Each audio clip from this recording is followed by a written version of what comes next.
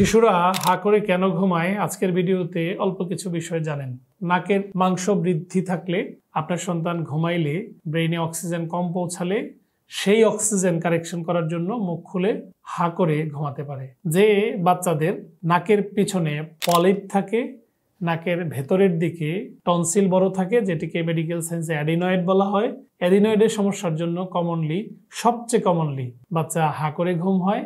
ঘুমের মধ্যে নাক ডাকার মতো অ্যাডিশনাল সাউন্ড হয়। যে বাচ্চাদের টনসিল অনেক বড় থাকে, নাকের মাংস বাড়ার পাশাপাশি সেই বাচ্চাদেরও অনেক বেশি লালা ঝরতে দেখা যায়। ঘুমের মধ্যে অনেক বেশি এপাশ ওপাশ বা ছটফট করতে দেখা যায়। বাচ্চাদের হা করে ঘুমানোর পিছনে মোটা দাগে নাকের এবং গলার এই সমস্যাগুলোর জন্য দিনের পর দিন সাফার করে। বাচ্চা হা করে ঘুমালে সাউন্ড স্লিপ না হলে দিনের বেলায় খিটখিটে মেজাজ থাকবে, মনোযোগ কম হবে। হাইপার অ্যাক্টিভিটির সাথে যদি মনোযোগ কম হয়, এটি এডিএইচডির দিকে বড় ধরনের জটিলতার বা দীর্ঘমেয়াদী সমস্যার কারণ হতে পারে।